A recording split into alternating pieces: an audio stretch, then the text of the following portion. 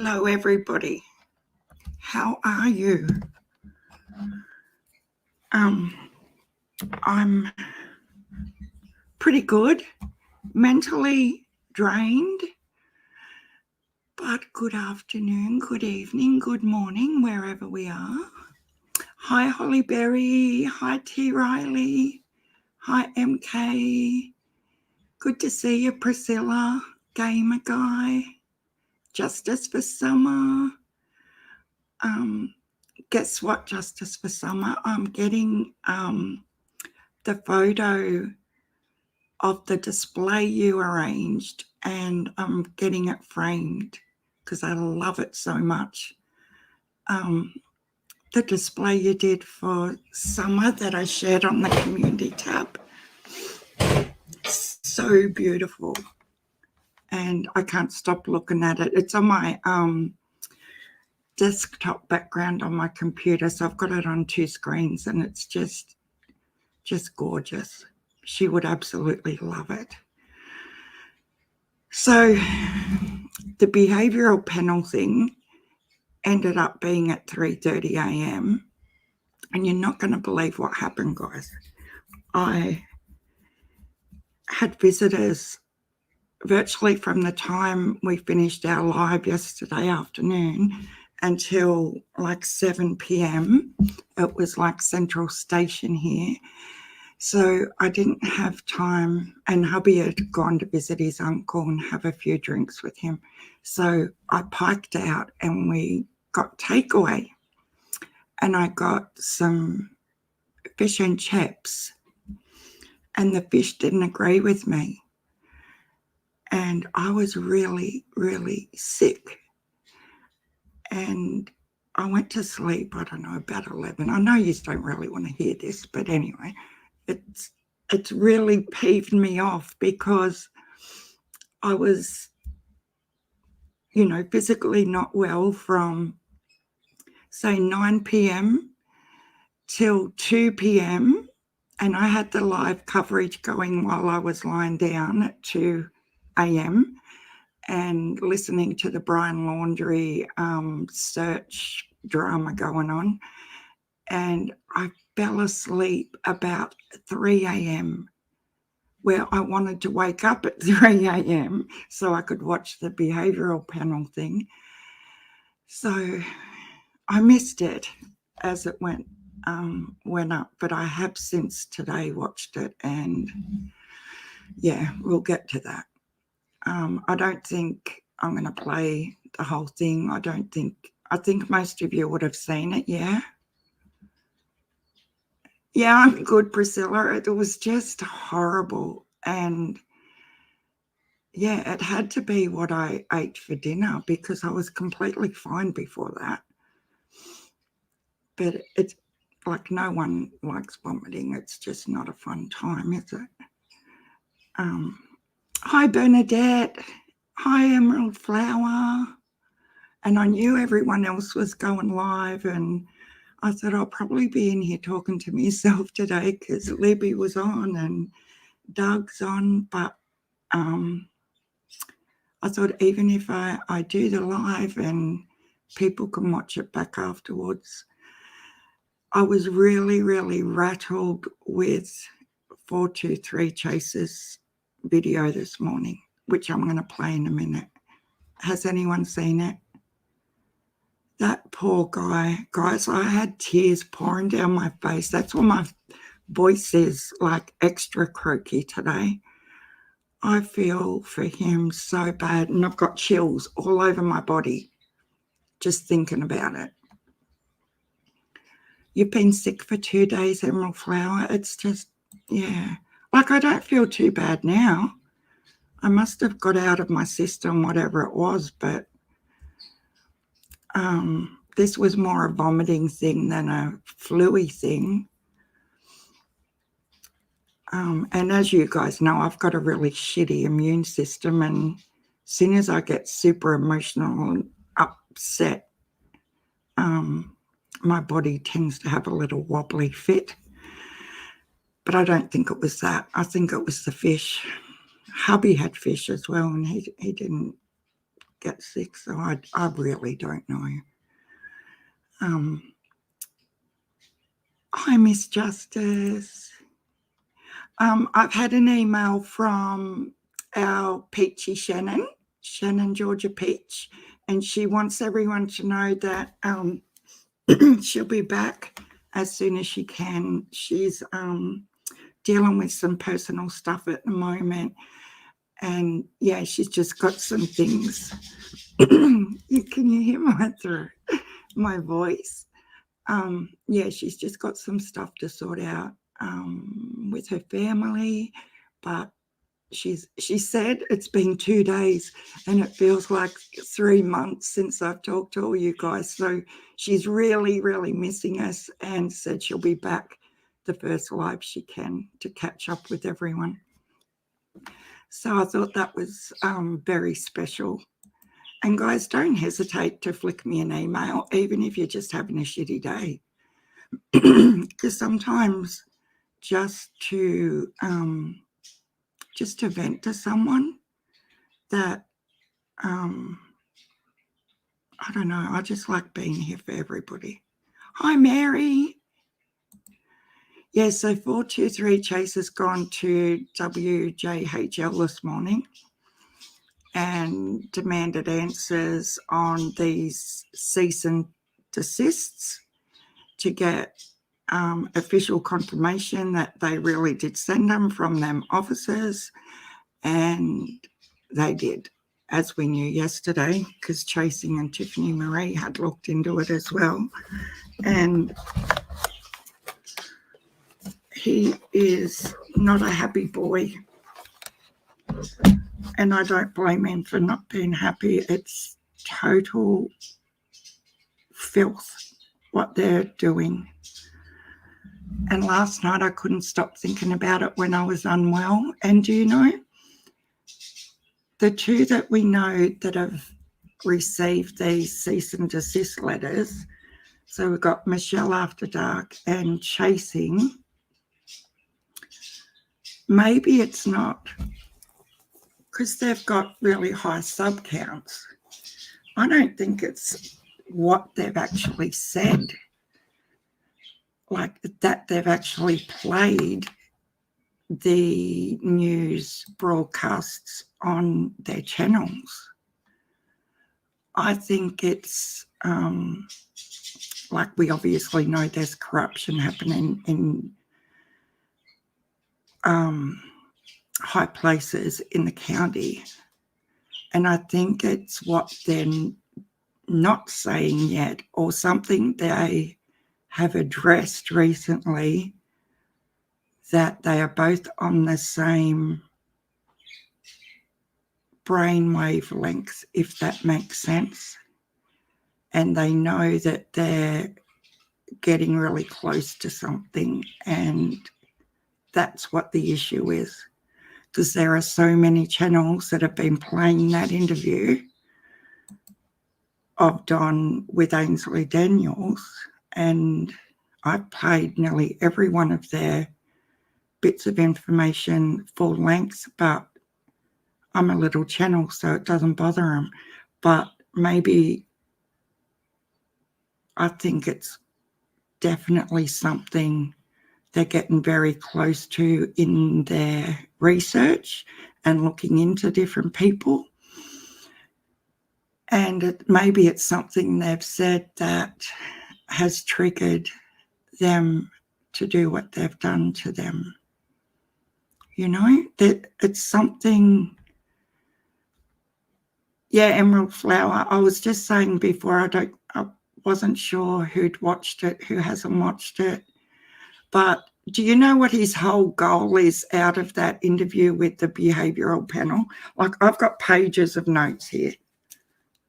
That's what I've been doing the last few hours. I thought I'll try and feel better, get me voice so at least you guys can understand me.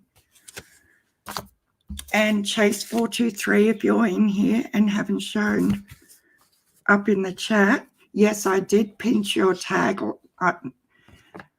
Wasn't his tagline, but the whole point of this video is about the tagline in my thumbnail, which is, if your cheese was getting gone, there's a mouse in the house. And that is a direct quote from 423 Chase. And I loved it. He said his nana used to say it, or his mama used to say it to him when he was a little kid. And the analogy of that little, I just love these Tennessee little phrases you guys have. He kept saying that, he can't remember. I know. But with 423 Chase, if your cheese was getting gone, there's a mouse in the house, guys. And that sums it up, doesn't it? Like,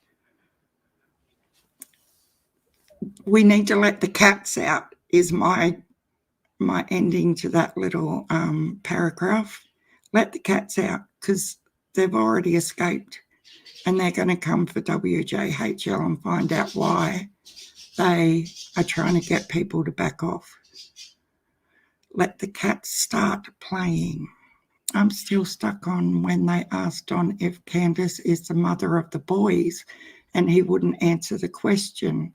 Instead, he said, there is a gag order and can't talk about the boys. Yeah, that was really odd, wasn't it? Really. But the overall was, like every other time he's talked to the Shares or Chris McDonough or Jay for Justice, everything is rehearsed verbiage. Everything. The only point he was trying to get across in that whole segment was to try and throw his sisters and Chris McDonough under the bus, to try and make them look bad and to put the spotlight on them about Summer. He's virtually saying they've organised to take Summer, and that's who's got her. That's my opinion. So he started off blaming the co-worker guy that he terminated, Hunter and Ellie. Why did they turn on him and Candace straight away as soon as Summer went missing? The druggies. And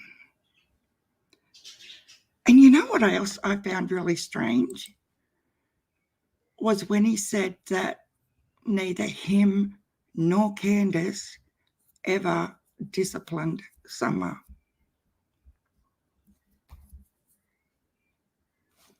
What have I missed?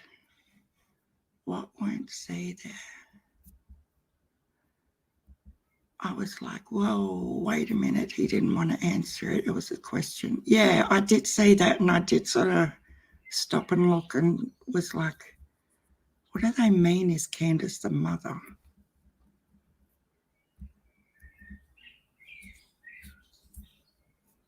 Yeah, justice for Summer. But yeah, the whole thing wasn't to talk about Summer, in my opinion, because he just went through his usual rehearsed bullshit and dribble, and then started on his sisters and Chris McDonough stealing Summer. Yeah, that's what annoys me.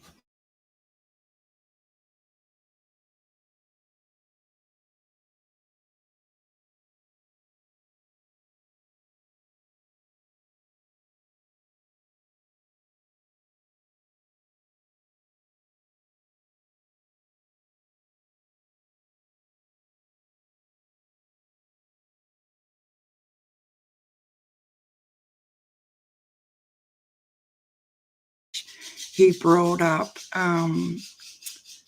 Trish and Amanda's names, and he really dug the boot into them. He was saying that they've been bagging him out for years and years and years, and he wasn't talking about Jeannie and Mary. He was talking about his two nieces. at that time, I don't think he'll let Candace sit on an interview like that with him. I've not long ago watched it, Twiggy Says, but his prime objective was to throw shade on Chris. Yeah, absolutely. That's what I thought too. As I said, I did write down heaps of stuff. And you know how the two guys kept saying to him, so what is the what else? You know, what else is there that you haven't told anybody else about that you want to talk about? Like, is there a missing little something there? And he was straight back, because it was a different question to what he's used to answering. The normal I don't know comes up. I noticed that whenever there was a question that was out of the ordinary questions, he was straight back to, I don't know. And when they asked him how old the boys were, I thought, oh, here we go, this is going to be good. And I think he stuffed them up as well, because the eldest boy's just turned 13. The second eldest is 11, and the third boy is 9. And yeah, he stuffed them up. Because remember that interview with Jay for Justice? He had to physically call them over and ask them how old they were, because he didn't have a clue. We'll come and help with Summer. But then he said after Summer was gone, what is it, Don? The biggest contradiction, I'm not going to play it because we don't need to watch it all over again. The biggest contradiction I got out of it is on my bit of paper. I'll try and do a little video and pluck out these 2 bits so we can just play that bit. So when they talk about the boys being taken, okay, he makes out like it was his and Candace's decision for the boys to not be at the house because they were in danger, because people kept coming up there like psychics and YouTubers and all this stuff, okay? So it was way too dangerous there to have the boys there. That's what he says when they directly ask him about the boys being taken and how hard that must have been for them, right? And then in another conversation, it wouldn't have been 10 minutes later, he said nobody's been up there since Summer was gone. No one's been there up to their property. Only that time with the red truck. Now that happened before Summer went missing, that red truck was down bogged by the side of the road. So he totally lied, outright lied, because we know CPS took the boys. It wasn't their decision to put them in. Like, he's trying to portray that the boys are in protective custody from the public, not from their own mother and father. Let's get it straight. And that really, really, really aggravated me. He was trying to make himself look and smell. Oh, yeah, absolutely. That's what. Does he think these people? I found it really ironic that here he is on a YouTube show bagging out YouTube people, and the whole YouTube 100% knows everything, every word you have spoken for the last nearly 4 months, yet you think you can get up there now and it's going to be different? Like, how stupid is this fucking idiot? Sorry I said the F word, but come on now. He did not even know. Yeah. It's just infuriating. But he And the way I took my hat off to the two guys, I can't remember their names. I should have written that down because that's important. But everyone knows who I'm talking about. Now I forgot what I was going to say. When they pretended, like the very first time he said, oh, that Chris. And they said, who are you talking about? Did you guys catch it? And he goes, oh, that Chris McDonough. And did you see how they pretended that they had no clue who he was talking about? I was sitting there laughing my head off like, you go, guys. It was very humorous to me. I sat there having a chuckle about that because it just made him look like the fool he is. To drop the F word when talking about. Thanks, Genev. I feel a bit better now. Did you hear him say the vigil was for them? I was like, you have to be kidding me. He did nothing for this vigil. We all did social media. He nor Candace did nothing. That is exactly right. Neither of them have been showing up to him for a few weeks now. And Don and Candace probably a couple of months ago.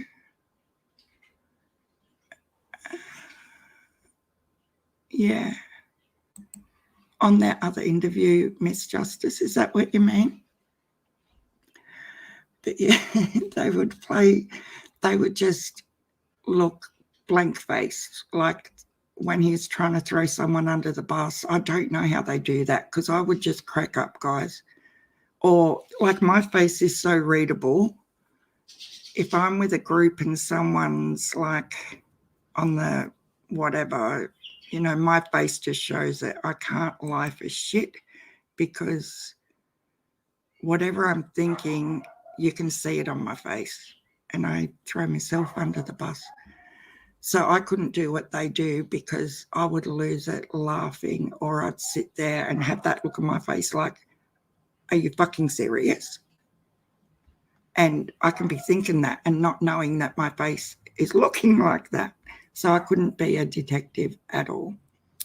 Mary says, what blew my mind was when he said it's normal for kids to play. Oh my God, yes.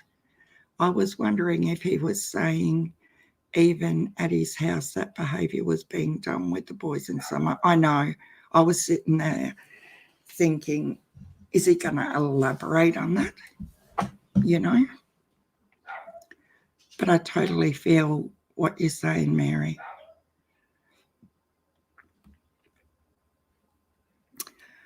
Miss Justice says, Mary was asking me about the analysis that they did a while ago, but today they said they were going to do.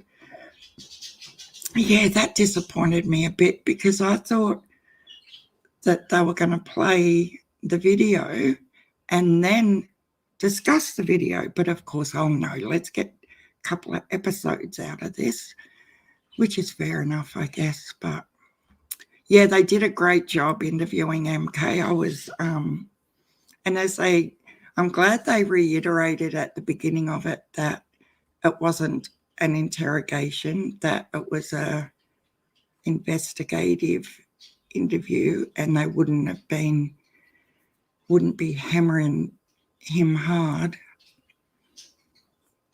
But yeah, he's just a hypocrite and still trying to. I just don't get how he can go on there and try and act so prim and proper, and we're God-fearing Christians and da-di-da-di-da, but everyone's seen him on Benny Keys doing a crap on the bloody toilet. Like, come on now. It's the same audience. It just hasn't got a brain in its head. Emerald Flower says, Mary, yes, oh my God, I couldn't believe it. That's not normal for kids to play house, as he would say. Absolutely. It's not playing house. It's inappropriate touching. Nothing normal about that. No. And as parents, we all teach our little ones and our grandkids what is good touching and what is bad touching from the time they start investigating themselves. Like, you know, it's not okay. And you've got to instill that in them as young as you can, I think. None of that shit went on in my home. No, Twiggy. It's definitely, yeah, it's on his back, and he just tries to justify it to excuse his own behaviour. And he knew he was doing the wrong thing. And they tell me one offender who 100% thinks that they did nothing wrong. Like, they know. Otherwise, they wouldn't be grooming them and threatening them or bribing them if they didn't want them to tell anybody. Like, come on. Yeah, that, I didn't realise that. I thought they must have went after him for an interview, MK. But they definitely said he approached us. So what part of the gameplay is that? Just to get up Chris McDonough's nose, obviously, and try and throw Chris... But you've got to laugh, don't you? Chris McDonough's got summer. Chris McDonough and his sisters had arranged it all. My brothers went to the end of the earth to protect me, Twiggy says. Even my brother that was 5 years younger than me. Oh, that's so sweet. I would have loved to have a big brother to look out for me. Because when I was 8, I was diagnosed with, it was really rare back then to have congenital cataracts as a little kid, because normally only the elderly people get them, or middle-aged people get cataracts. So I had to have them both removed, like at 9 years old. They found them when I was 8 at school with a school checkup, and they had to wait till they grew completely over before they could remove them. Why, I don't know, but yeah. And then I had to wear them big, thick, horrible goggle glasses that made you look like you had 2 bottles sitting on your face and made your eyeballs like super big.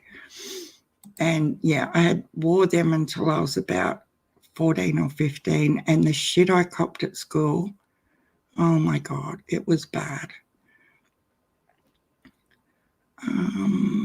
Emerald Flower says, Miss Justice, I was wondering the same thing. Like, I'm over here suffering with the big C and watching and screaming at my phone, like, put a mask on. Hello. Yeah, exactly. And did you notice the way they were sitting as well? You know, they were very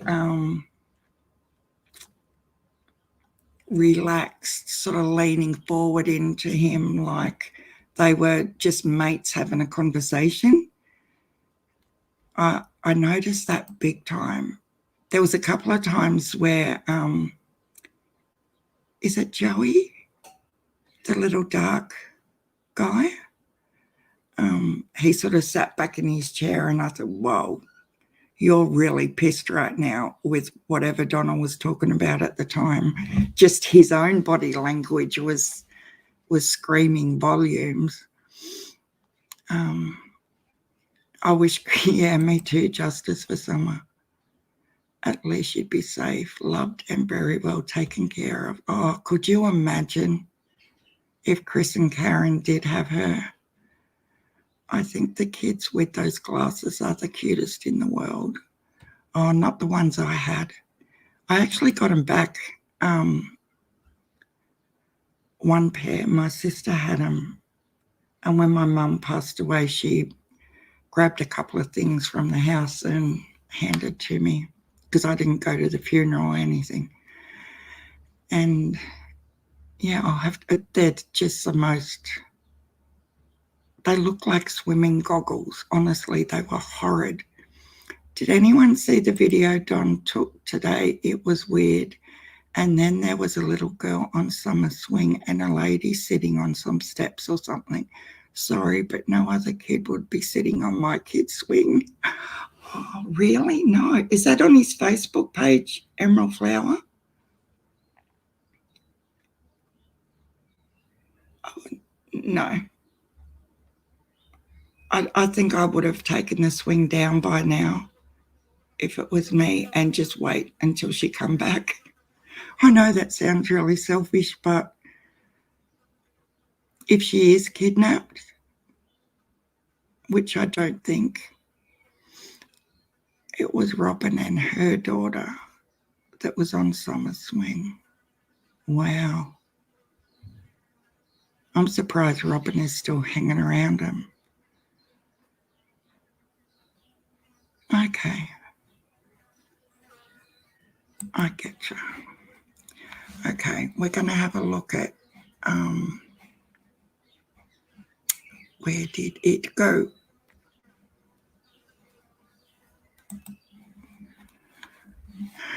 This poor guy is just 423 Chase, man. He is a little legend, as we say in Australia,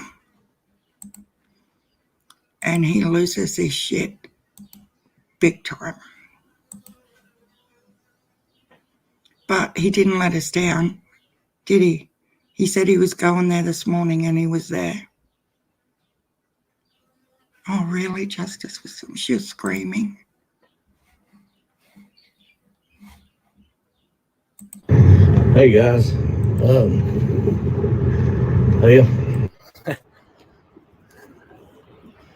I don't know what to say.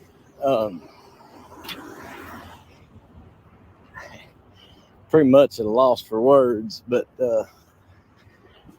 right there it is. That's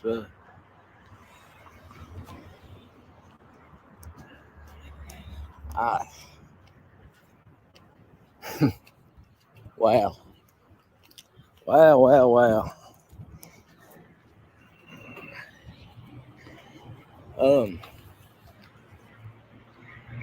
You know,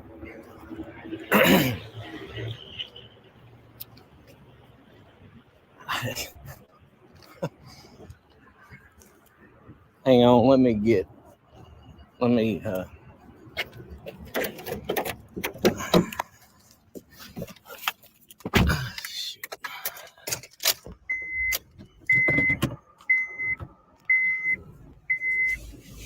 stupid seatbelt. Hey, I will say this. If you're ever down here in Tennessee and you want a good hamburger, go to Pal's right there. That's Pal's. We love you down here. You're good. You're good. Hang on just a second. Let me but right there, guys. That's there you go.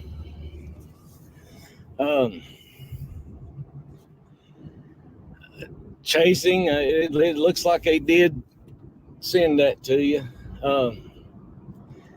You know, I don't know how. I don't know why. You know, it just looks. Why would anybody anywhere not want this to be shared? I mean, I don't know. Well, like I said, guys, I ain't the sharpest tool in the shed, and I never claimed to be. You know, all I got's a little bit of common sense that I got, and you know. But I'm disappointed. But you know what, guys, look here. You all don't let yeah, right there. We ain't gonna let you get us down, news media. You know, and guys, listen, I ain't picking on just I ain't just picking on them. I'm you know, it's all news media. You know, journalism's dead. It is dead. There ain't no journalist no more. There's no investigative journalist. There's nobody that will go put a microphone in people's faces in you know.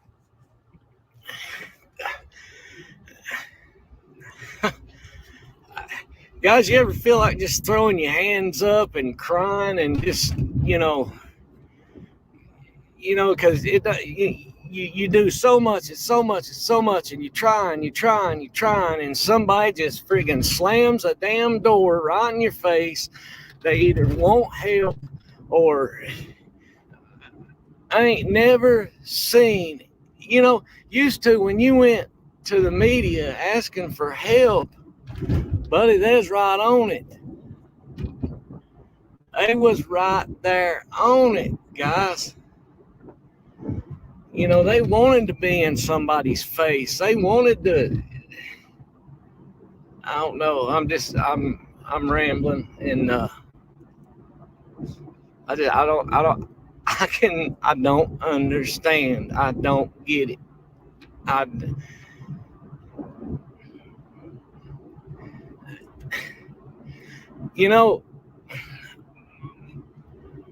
My granny always told me if your cheese was getting gone, there was a mouse in the house somewhere. Now, you take that ever how you want to take it. But guys, there's a mouse in the house somewhere. And they can't nobody tell me they ain't. Because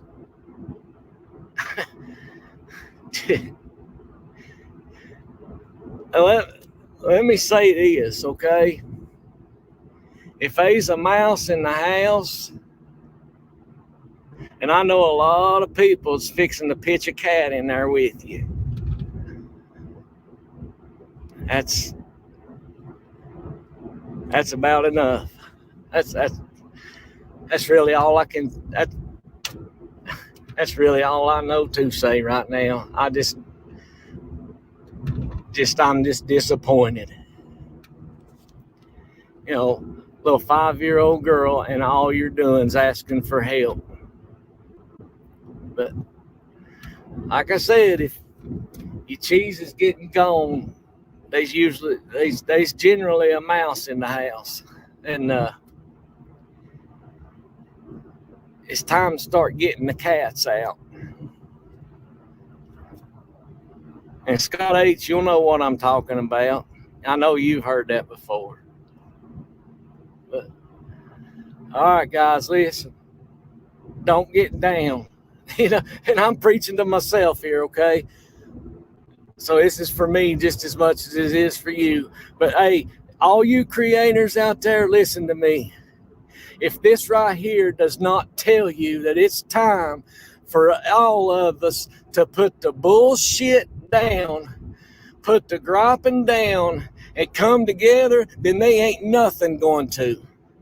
It is time, guys, to say to hell with this local media, to hell with the national media, because all they want is to wear their damn good suits and go out here and eat their damn $100, $200 plate food. They don't give a damn about their community no more. And I can't remember when the last time was that they damn did. They don't care, guys. But now, by God, you go out here and you want to know who's got the best hamburger and hot dog, they'll show it all day long. All day long, they'll show it. But you got a 5-year-old little missing girl out here, and you give them 5 minutes for 3 months, and then people beg you, and people beg you to help, and all you can do is send them a cease and desist letter. To hell with you. We don't need you. We don't need you. You don't reach nobody no way. 9 out of 10 people around here don't even got a TV no way. You're sorry.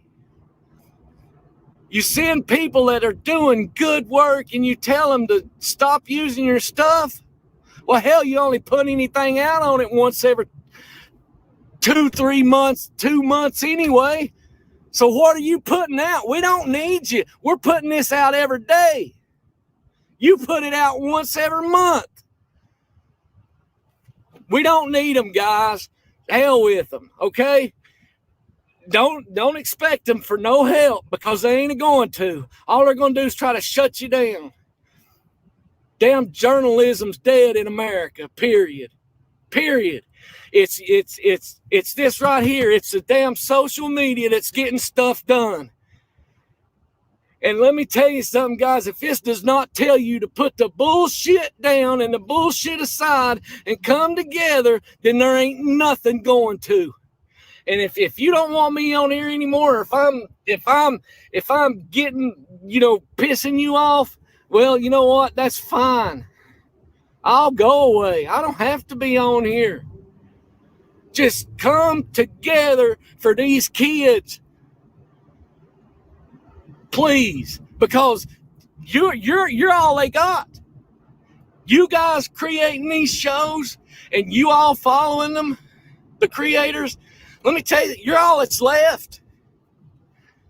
And when we keep kicking everybody off and keep kicking everybody away, then there ain't gonna be nobody. So put that in your pipe and smoke it. It's time to come together.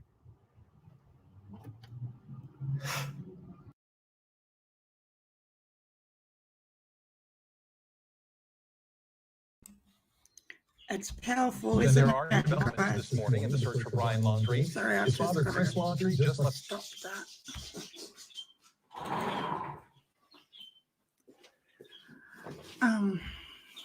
Yeah. What do we got to say about that one?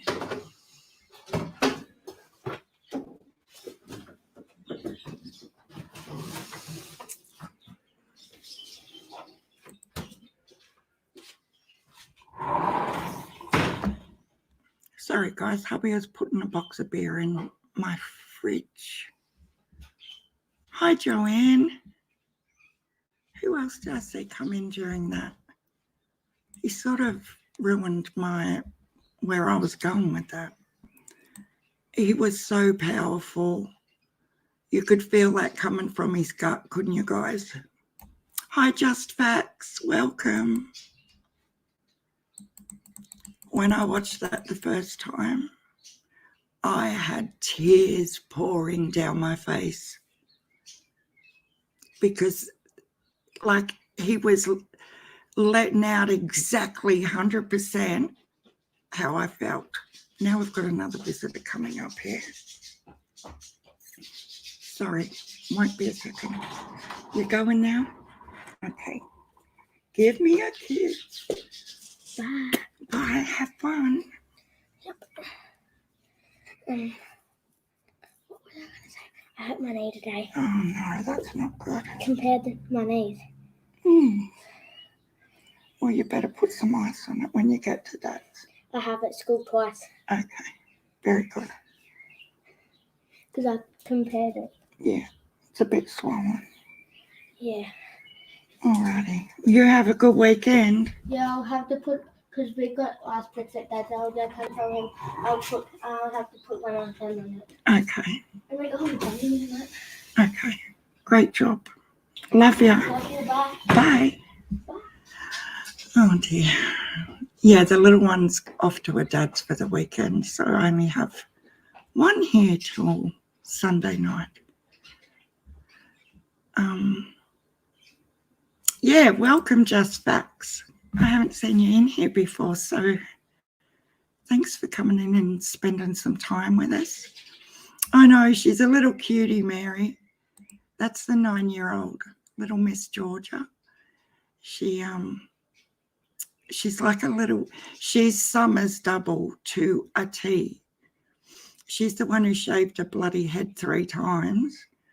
And yeah, she's full on. And yeah, she's very, very sweet. But she's a bit of a hypochondriac, like every single day. And I'm not exaggerating. I pick her up from school and there's some sort of injury or there's a scratch or she had to go to the office. I feel so sorry for the office girls because she must, like, it's a full-time job keeping ice packs up to her. That's why I said, oh, you better put some ice on it because that's just what she does. But today it's a knee. And, you know, one day there is going to be a real, you know, serious injury and we're all going to go, oh, rightio, yep, okay. Oh, that's no good. Poor little thing. But yeah, she's a real sweetheart.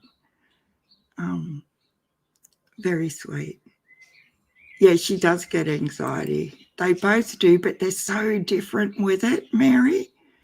As the little one gets really, really talkative and talks really, really fast and doesn't take a breath. And the other one, the older one, she'll just walk away. It's like the flight or fight thing. She's got a flight. Like she will take off. She won't sit and try, like you can't sit and talk with her and try and work through things. She's just gone. Hi, Fonda Cheeseman, how are you? So that's why the thumbnail has, if your cheese was getting gone, there's a mouse in the house. But I think there's quite a few houses with mice right now. And I know for a fact that cats are out to play. And here in Australia, another thing that loves mices, two pieces, are snakes. So they need to be watching their back and their front and their sides because people are going to be coming for them now. They've just drew attention to themselves in a very dramatic way, and now it's stepped up again. Yeah, we're all doing good. I think everyone's pretty good. We've gone over, we're still sort of having an ongoing discussion about the whole Donald Wells crap.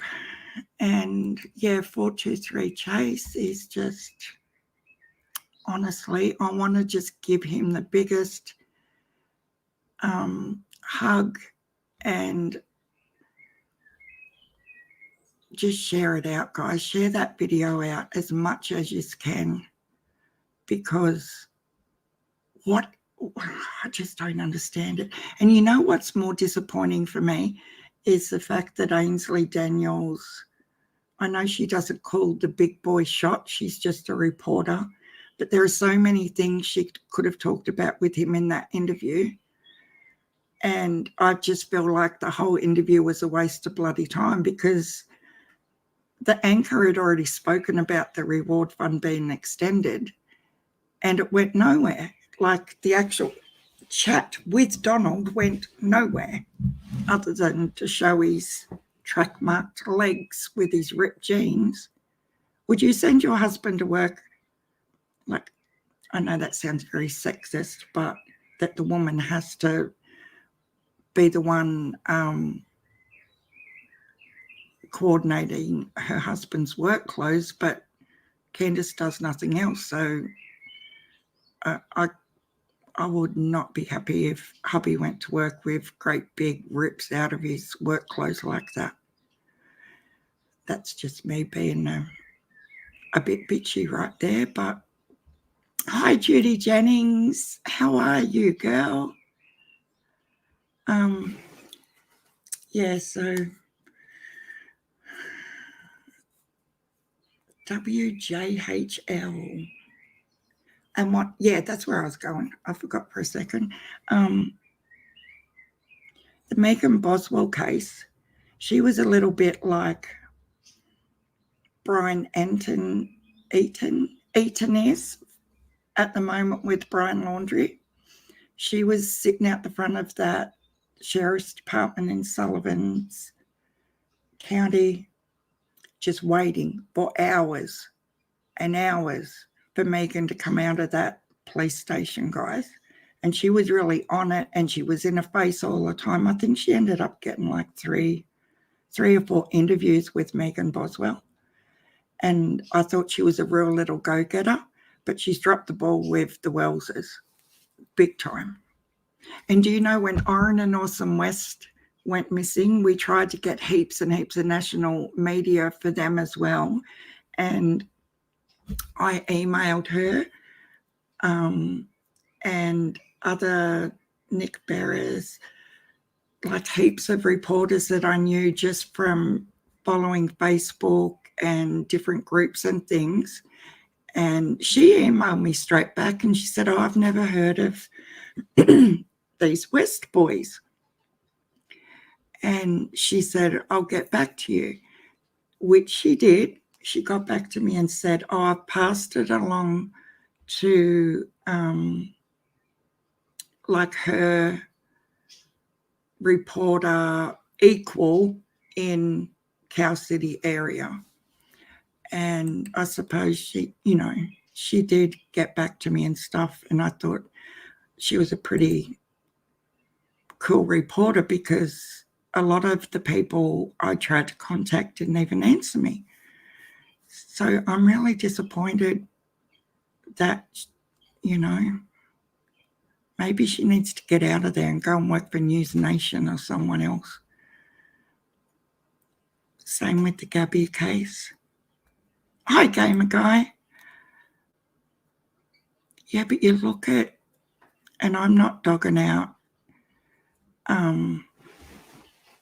authorities for the Brian Laundrie thing, but it makes me sick that, is it different because Gabby's an adult and Brian is clearly a person of interest and they can't pin Don and Candace as a person of interest?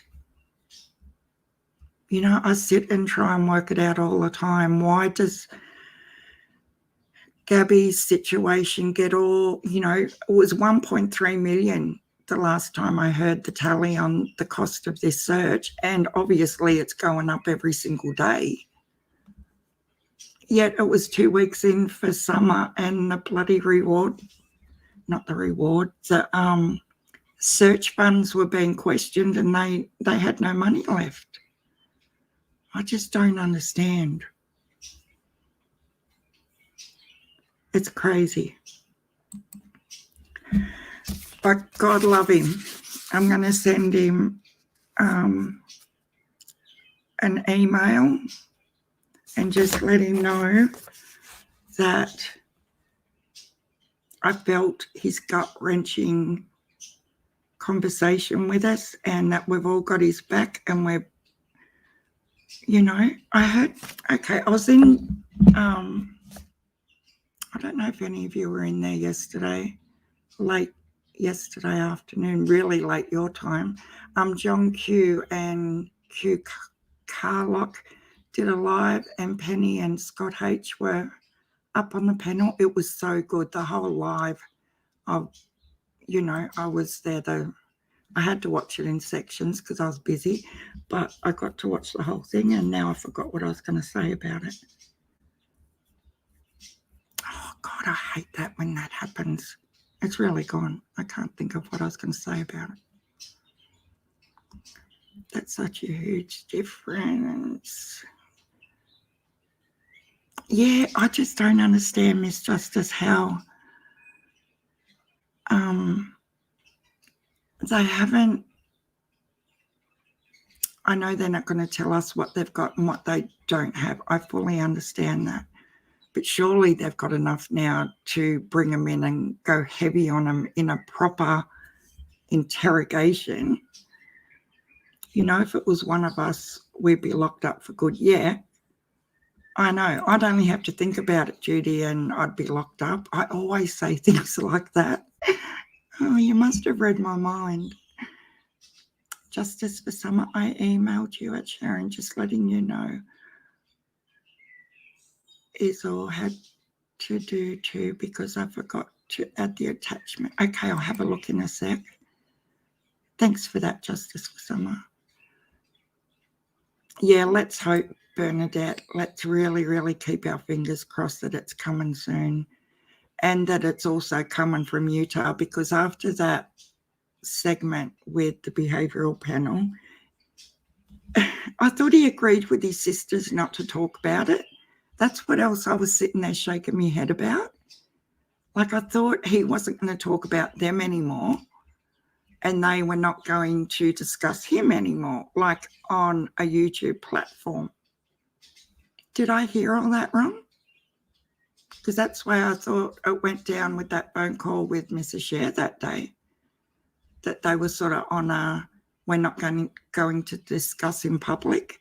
But that was the whole point of that segment with them, to throw his sisters under the bus, and Chris McDonough especially. Oh, Emerald, I wish we could give you a get well hug too. I'm sorry you don't feel well. Oh, I love it that you guys send me emails. I really do, guys. It's awesome. I really, really do enjoy having a more personal interaction with you all.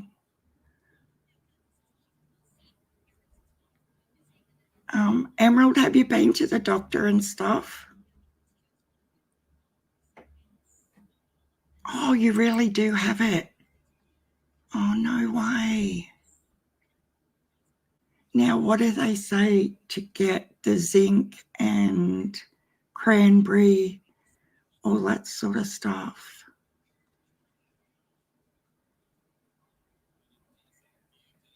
Sorry. Yeah, we're feeling you, Emerald. Put your little earbuds in, or whatever you have, your headphones, and just lie back with a cool washer and listen to me talk crap. Does anyone want to come up? And we're not doing Brian laundry. What I did want to show you guys yesterday that we never got around to doing is the Tylee Ryan. It broke my heart watching this. Like, did you all go and watch Dr. Phil's episode with the Petitos and the Smiths? You know, yesterday when I was talking about hubby thinks I'm bipolar, I forgot to add a segment into that. No, we'll just let this plane go overhead. So remember, I was all excited the night before, and I was cooking dinner, and I was dancing around the kitchen like having a party. And then I forgot the other part of that. Wouldn't have been 2 hours later, I'd cleaned up after dinner, got the girls sorted, they'd had their dessert, chucked another load of washing in, finally go and sit down, and I start watching the Dr. Phil episode with Gabby's 2 sets of parents. Oh my God, I was sitting there, and because we sit side by side on our lounge chairs, I'm bawling my eyes out. And he's like, what's going on? Like, he thought something had happened with, you know, a family member, and yeah, that sort of added to the bipolar theory. He thought I needed treatment. And I forgot to add that bit yesterday because I forgot I watched it. But yeah, I just sobbed when they were talking about the conference call when the stepdad had found her and all of that. Yeah, Emerald, hopefully, can we send you something virtually to make you better? I really feel like we should be able to.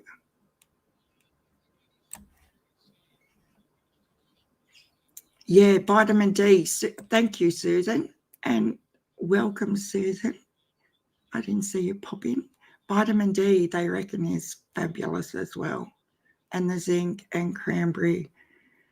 And there was something else too. I heard Chasing talking about it. I live in the Bible Belt, South Carolina.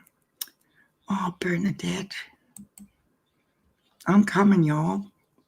I'm going to get this, get rid of this Aussie accent, and I'm going to come and stay for a few weeks till I get the Tennessee Scott H type accent happening. And then after I visited everybody and go to the horse pond and everywhere else, I'm going to come home. Do you know what, guys? I want to go to Sullivan County to the Sheriff's Department, because do you know how many hours we had people sitting out the front of that police station waiting for Megan Boswell to come out? So I really want to go there. But people in Australia are like, oh, can't wait till we can go back to America. I just want to go to Vegas. Do you know that's probably the last place I would want to go? I'm a little bit like Gabby, and I want to see Yosemite, and although I'm really frightened to go there now because apparently lots of bad things happen on the Appalachian Trail, and I want to go to all them sort of places. I don't really, like, I'm not a party girl, and I'm not that big into Vegas type stuff. So I want to go to Tennessee and everywhere like that. D, zinc, water, Gatorade. Yep, that's what I was thinking too, emerald flower. And lots of, you guys call it Tylenol, don't you? We call it Panadol. Or Advil, you guys call it, we now have Advil in Australia. Yeah, I'm not into the whole big city thing. You know, everyone says New York, you've got to go to New York. But I just think I would hate it. Although I would love to go and see the Statue of Liberty and things like that. Yes, Emerald Flower, we are all praying for you. Oh, really, Josie? We can have a sleepover in our jammies. I love pajamas. Anyway, this Tylee Ryan thing. So they've only just released Alex's one, but I've worked out, I've cropped, because the entire video of Tylee's interview goes for over 2 hours, and I was like, hell no, we're not doing that. We're doing the only bit that she's actually talking to the police lady. And we can still chat while it's playing. But I just found it haunting to watch her knowing the outcome of what happened to her after she did this interview. So this was taken the day Alex Cox murdered her stepfather, Charles Vallow. So I've already got it. So she's sat there for 32 minutes waiting for someone to come in and interview her. And because she's got no phone or anything, she just sat there fiddling, and she was quite funny to watch, but I'm not going to play it because it just goes on and on and on.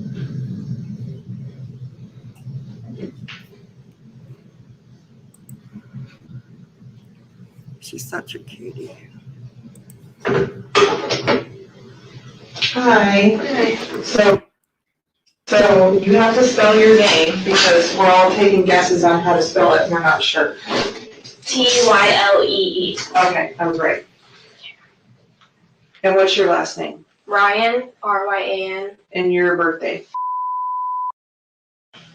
And then, do you have a phone? Yeah. What's your phone number?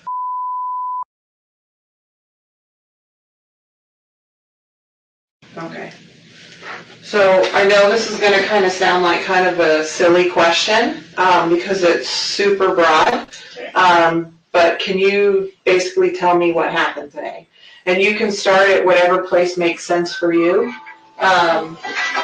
to kind of start and explain. I'll probably kind of ask you questions as we go a little bit. So I woke up probably around like 7:50, I want to say, because I heard yelling from like right outside my door. And I don't even know what I heard, but I immediately like jumped up, and I have a baseball bat because when I was living at my uncle's by myself, I just wanted something to like feel safer, and I'm not old enough to get like pepper spray or anything. So I was like, okay, I'll get a baseball bat. So I have that. So your bedroom, you said right outside your bedroom door, and I didn't go in the house, so I'm at a little bit of a disadvantage. So what is your bedroom door open to? My bedroom door open, so the room that my uncle was staying in, the room that's kind of like the guest room, if my room's right here, that's right there. Okay. And then my little brother's room, and then kitchen's kind of back here, so it's like a little hallway, and then right here is kind of where everything happened. Okay. Like the big, you walk in and... Like big great room, kind of living room? Yeah, right now it just has mirrors up because my mom wanted a dance room. Okay. So, yeah. Okay.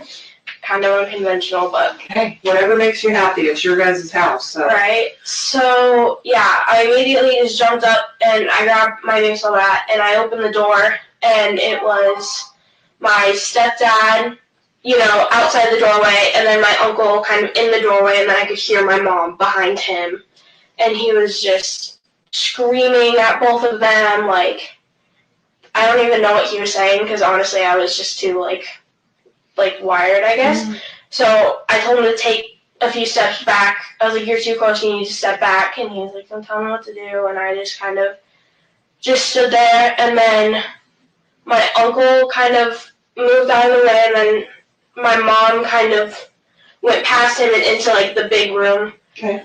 Where everything happened, and so I walked with them, and then So they were more in the hallway? Yeah, they were at, like, the end of the hallway, okay. Basically. And so my mom walked all the way around, and he kind of followed them, and I just kind of stood. My uncle was, like, right here, and then my stepdad right here, and then me and my mom were kind of right here. And I didn't do anything with the baseball bat. I kind of just held it there, and he was getting really close to my mom, so I kind of stuck it out, like, between them, and they were both just yelling, and he was like, if you hit me with that baseball bat, you're going to go to jail. And I just kind of stood there with the baseball bat, and I didn't really say anything. When you said they were yelling, who was yelling? It was mostly my stepdad. Okay. Well, he was really the only one, like, yelling. Mm-hmm. My mom was kind of, like, responding, mm-hmm. but I honestly couldn't tell you what they were saying. It was kind of just, like, all jumbled up in my head. And so I just kind of stuck the baseball bat out there, and then he just grabbed it and tried to take it. So I held on to the end, and then eventually I fell, and he kind of took it into his hands like he was going to do something with it. And that's when... So when you fell, he ended up with the bat? Yeah. Okay. And so I fell to the ground, and then my uncle kind of, like, I saw him take a step back, so my uncle, I think, grabbed him and kind of took him back so he couldn't, like, do anything. You saw your stepdad, like, take a step back? Take a step back, because he was really close to begin with, and then and so my mom said to go with JJ, and so I ran out the door, and then I kind of just stood there with my little brother. He was in the front seat of the car, and so I just kind of opened the door and just stood there, and, like, he was trying to get out, and I was like, no, we have to stay in, and I was like, oh, like, I told him, like, do you want to go in the Jeep? And then he was like, no. And then I realized that my car was blocked in, so I couldn't anyways. I was like, okay, like, just stay here. And then eventually my mom came out, mm-hmm. and then we left from there. Okay. Yeah. Do you know what happened inside of the house? Has your mom kind of explained it all to you? I just kind of asked her, like, because I heard a noise. Mm-hmm. Which I know what it was now, but it sounded like, because I knew that the baseball bat was in there, it sounded like someone, like, took it and hit it really hard against the floor. Okay. And so I was kind of, like, like, Al's okay, right? Because that's my uncle. Mhm. So I just wanted to make sure that, like, my stepdad didn't do anything to my uncle and stuff. And so she was like, no, like, Al's fine. Like, we're just going to take JJ to school. And I was like, okay. So I just got in the car. And then we went to Burger King because my little brother wanted breakfast, Mhm. which was chicken fries for no reason. Okay. I do dinner for breakfast all the time. Breakfast for dinner and dinner for breakfast. So to kind of back up a little bit, so you had talked about your stepdad, when you put the bat out, your stepdad was coming towards your mom. Mhm. Can you describe to me a little bit better kind of what was going on there? Like, is there a reason you put the bat up? Yeah, he was walking towards my mom, and I just didn't want him to do anything, so I kind of just stuck out the bat. Like, my mom was right beside me, and he was right there, so it wasn't, like, between them. Okay. It was kind of just, like, I just stuck it out to be, like, keep your distance, kind of. When you say you didn't want him to do anything, what did you think he was going to do? Hit her. Okay. Yeah, it's, for the most part, been pretty, like, mundane, but there have been a few, like, violent times with him when I was really scared that he was going to hit me or hit my mom, like, Okay. just because everything was kind of crazy. Me and him have always kind of not gotten along, Mm-hmm. like, just since I was little. And so there have been a few times that we've gotten in fights and stuff like that, and so, so I'm just kind of always scared of that. Yeah. Yeah. And then, so that happened, and he grabbed the bat from you. Mm-hmm. So kind of tell me that again real quick.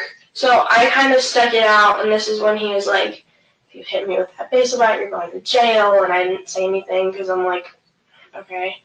And so I'm holding it by, like, the end of the bat, like, the place where you hold it, and so he kind of took it, and I kind of, like, lunged forward and kind of lost, like, my footing. Mm-hmm. And so my mom was like, just let go, and so, I kind of, like, slipped and I fell, Mm-hmm. kind of on, like, my side. Okay.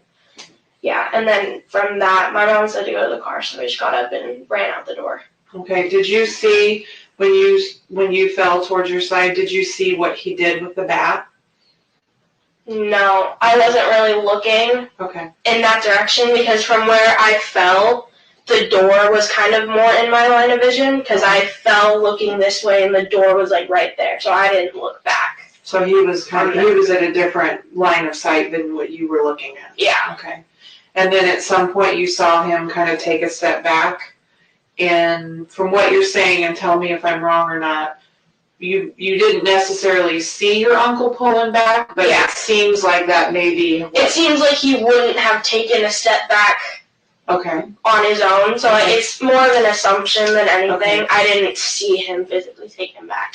And does that make sense based on where your uncle was at that time? Yeah, he was behind him because he wasn't on this side with me and my mom, so he was Okay. behind him Okay. because that's kind of just the order where everyone walked out. And when that happened and then your mom told you to go, did you see what happened with your stepdad and uncle? No. Okay.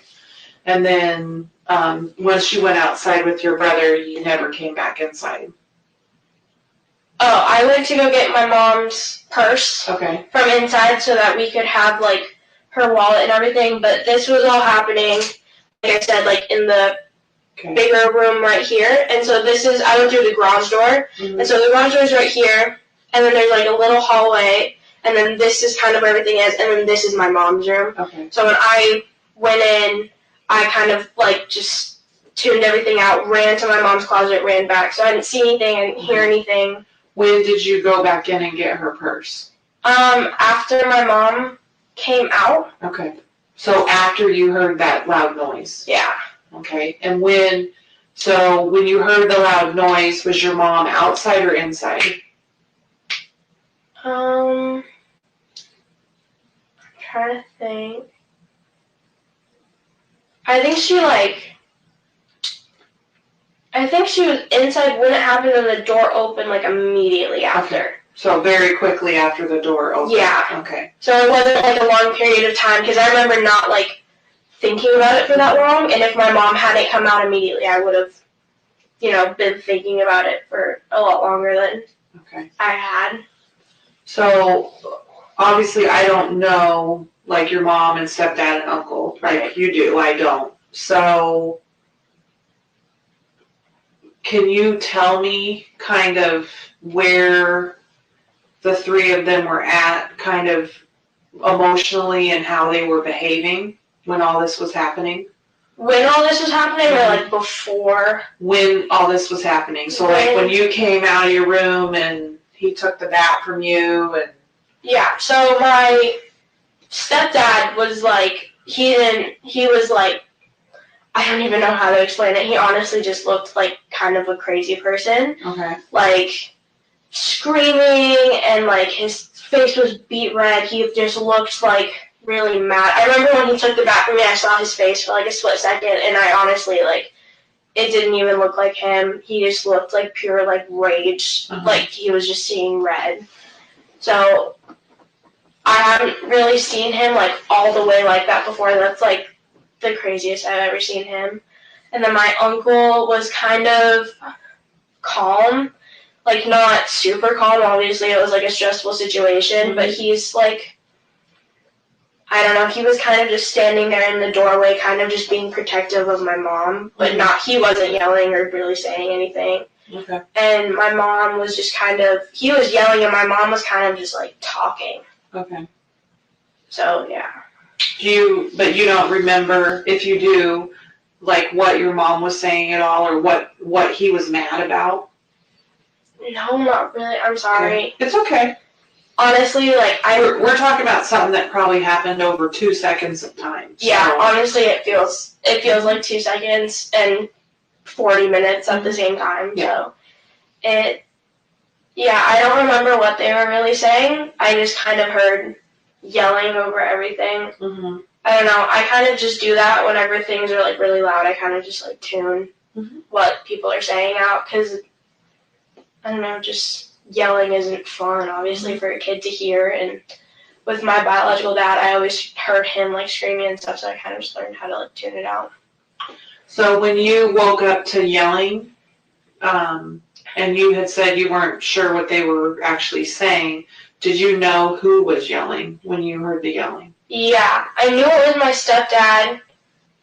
Well, at first I kind of didn't. Like, when you first wake up, you're kind of disoriented. And then I remembered that my stepdad was, like, coming in to take my little brother to school today, so I immediately, like, knew it was him. Mm-hmm. And then my uncle I knew was staying, so I knew that was him. And then my mom, obviously, I knew that was her. Mm-hmm. Yeah. And then, so you stepped out of your room and you took the bat with you.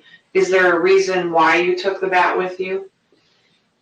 Honestly, I think that was kind of just like first instinct. Mm-hmm. Like, obviously I didn't ever hit him with the bat or anything like that. It was kind of just for like security, I guess, to know that I had it. I didn't do anything with it. In hindsight, I probably just shouldn't have brought it out at all because it caused more trouble.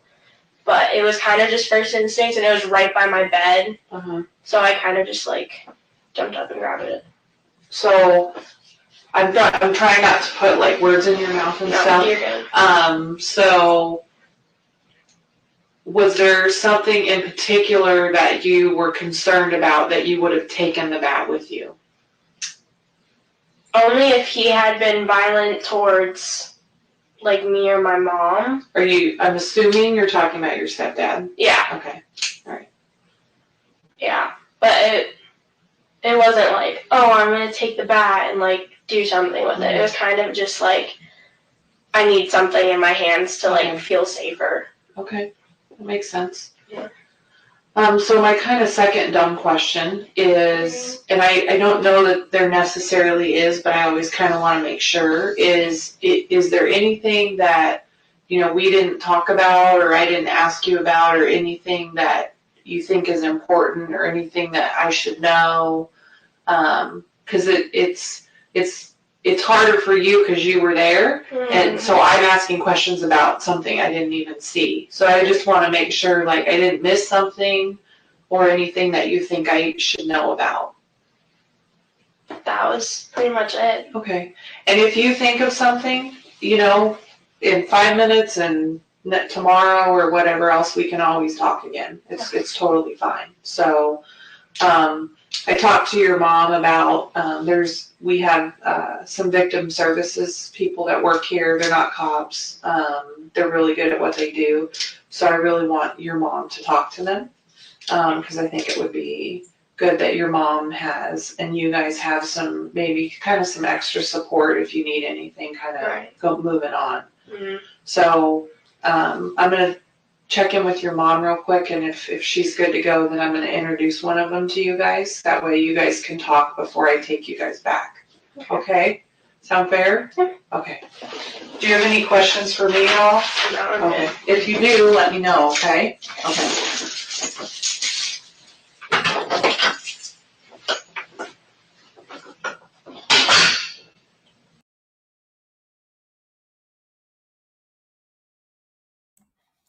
So they leave her sitting there for another hour and a bit, and now she goes over and interviews Laurie. Where did it go? And Laurie is Tylee's mum. If I go down here.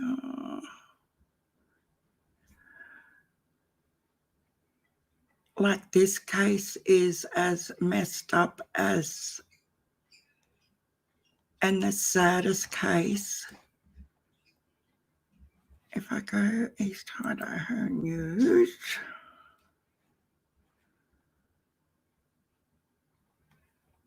Oh, where is it? Alex Cox. I'll just go videos. Jesus.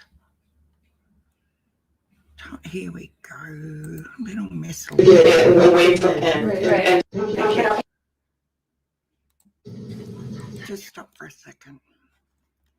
So, for everyone that doesn't know, Tylee is the lady I'm about to play's interview's daughter. And Laurie and her husband, Charles Vallow, were separated, supposedly, although Charles was still paying for the rent on the rental they were living in. No, Laurie's no way near a victim. She's a serial killer. And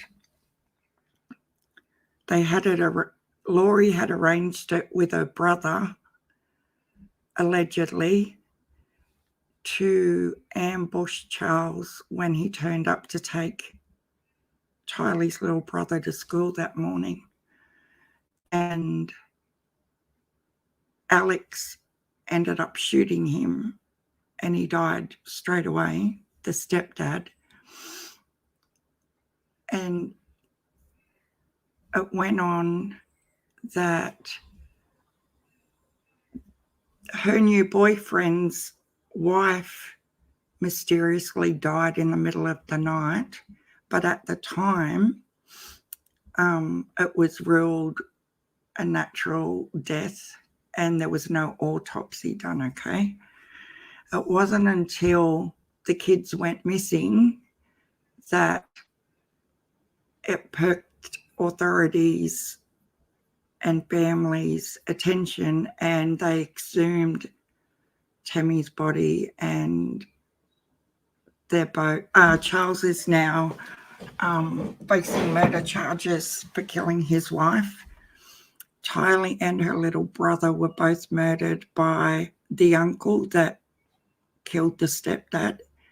And then the uncle turns up dead. So it is so convoluted. And that's just the briefest summary I can give on the whole thing. So after all the deaths, and they really started digging, they hadn't found the kids yet. Laurie and the new boyfriend, Chad Daybell, take off to Hawaii with they didn't let authorities know who were madly looking for her kids everywhere. She said they were with her friend Melanie. Is it Justin?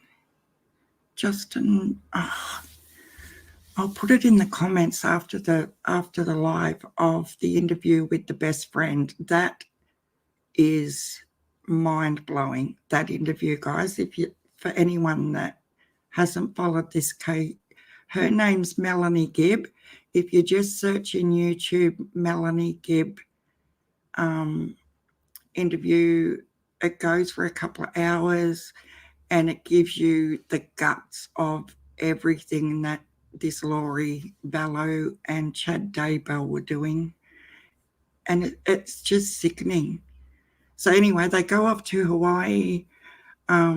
She was given an order, I can't remember the official name of it, that she had to produce the children in a certain amount of time to authorities. She did not. So they ended up extraditing her back to the US, and she was in jail awaiting trial and stuff for different things. And then they go and dig up Chad's backyard and find Tylee and her little brother. And that was they only found them a bit over 12 months ago. And yeah, but you know how we've talked about the Reverend Donna Serafina? She predicted down to every injury on the kids' bodies way before they even found those kids, and it was identical.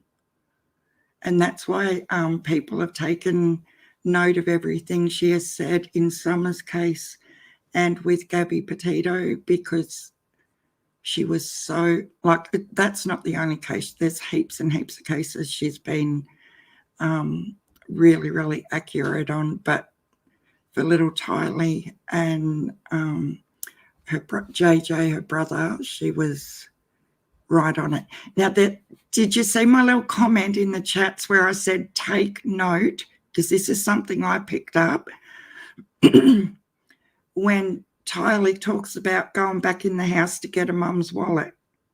How this detective has not picked up on this at the time, because nothing was ever further looked into, I don't understand, because it's quite obvious.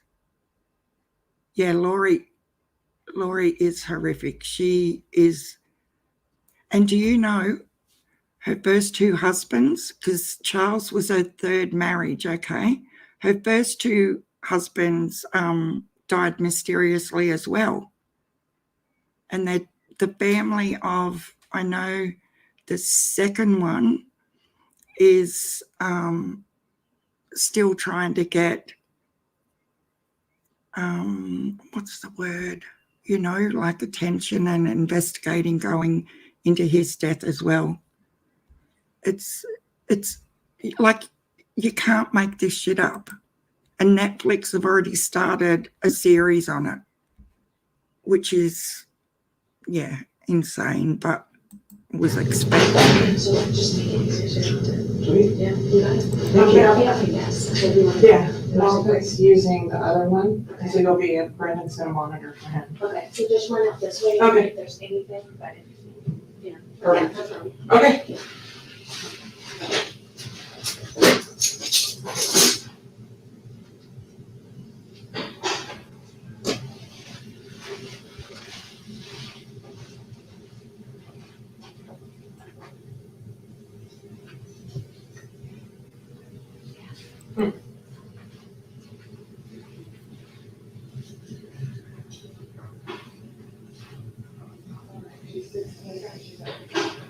Oh, wow. That's awesome. I know, you know what, it was such a struggle. She made hospital, you go back to school, I try to talk to the teachers, but it has to work here. So you're not here to do the work, or no? Like, they don't care. They're Well, and I so think horrible. with high school, it's like, they're just pumping When basically. she was in elementary and junior high, all the teachers worked with her. They were nice about it. But by high school, there's so many kids that just don't care. And I was like, just take it. You're so smart. Let's just take it. See if you pass it. She passed it. Like, And got a really good score. yeah, she passed it with like college ready in every category the first time. Well, and now she can do what she wants, so Exactly. she's better off that way. Mm-hmm. Okay. I know Laura's your first name, right? Lauri. Lori. Okay. And then what's your last name? Vallow. Vallow. And your date of birth? And your phone number?